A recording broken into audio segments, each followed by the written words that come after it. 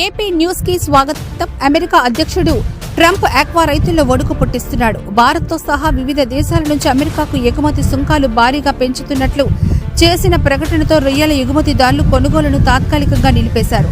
దాని ఫలితంగా ఆక్వా రైతులు పండించే ఉత్పత్తులపై తీవ్రమైన ప్రభావం పడింది.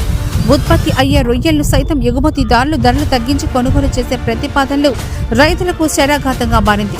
ప్రకటన చేసిన కొన్ని గంటల్లోని ఎగుమతి సుంకాలు పెంచేశారన్న ప్రచారం ప్రభావంతో భారత్లోని అత్యధిక ఆక్వా ఉత్పత్తుల్లో అగ్రగామిగా ఉండే ఆంధ్రప్రదేశ్లో కొనుగోలు నిలిపివేయడం వల్ల ధరలు గణనీయంగా తగ్గిపోయి రైతులు పడుతున్న ఇబ్బందులు వర్ణనాతీతంగా మారాయి. 50 కౌంట్ నుంచి అమెరికాకు రొయ్యల ఉత్పత్తులు ఎగుమతులు జరుగుతుంటాయి. దీన్ని సాకుగా తీసుకుని 100 కౌంట్ రొయ్యల ధరను భారీగా తగ్గించేశారు. కొన్ని రోజుల పాటు ఆక్వా రైతుల ఉత్పత్తులను పట్టుబడులు చేయడం నిలిపివేయాలంటూ కంపెనీలు ఆదేశించడంతో రైతులు బెంబేలెత్తిపోతున్నారు.